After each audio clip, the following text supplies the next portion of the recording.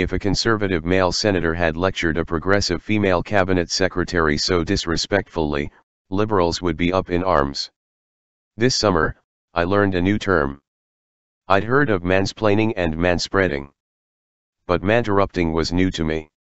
I'm sure you'll be shocked to learn that in 2 different hearings, male senators interrupted California Democrat Kamala Harris. 2 different hearings. Don't believe me? Here's the stunning video evidence. These were the interruptions that spawned think pieces at all the best journals. This was a gender issue, you see. Coming on the heels of Mitch McConnell's dust-up with Elizabeth Warren, nevertheless, she persisted, a problem had become a scandal. GOP men, it was said, can't handle a strong progressive woman. Then, yesterday, Cory Booker detonated on Secretary of Homeland Security Kirstjen Nielsen. He didn't just mansplain, he mansplained at maximum volume. He threw a deeply flawed security study in her face as if she didn't understand the terror threats facing the United States, and unloaded on her for claiming that she couldn't recall the president's exact words in the now infamous S.H. meeting. Booker's face is twisted in fury. He pounds on the table.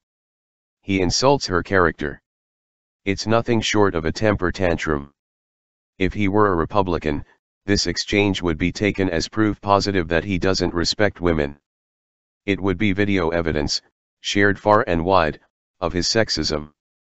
It would be compared to Donald Trump's physical approaches to Hillary Clinton during a presidential debate and used as evidence that Republicans aren't just misogynistic, they're menacing. Instead, Booker proudly tweeted out his rant, quoting himself like he just had a moment.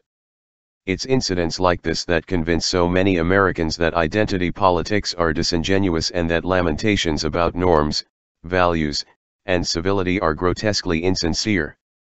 Talk to any conservative woman and she'll tell you that all too often the left's respect for women stops the instant a female pundit, politician, or activist slides just to the right of moderate. The human capacity for rationalization and self-justification is nearly infinite, and it was on display yesterday. It was right for Booker to tear into Nielsen, his apologists said. After all, everyone who doesn't condemn Trump's infamous S.H. comment is complicit in racism. Nielsen was lying to Congress.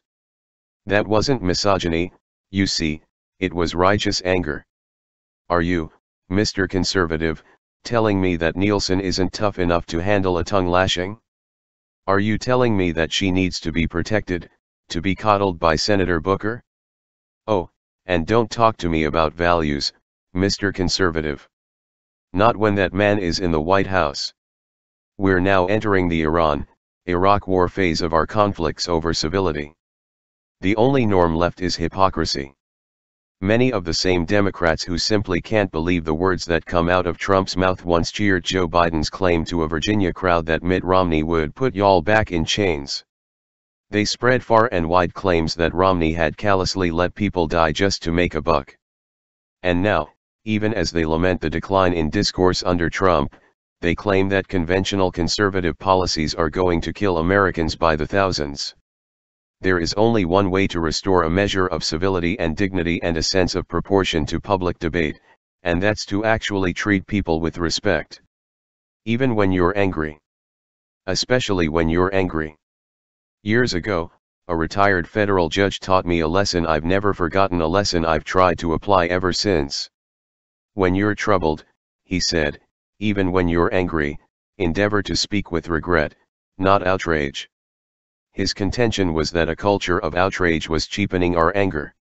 Only thoughtful concern could truly cut through the noise and rebuild our body politic.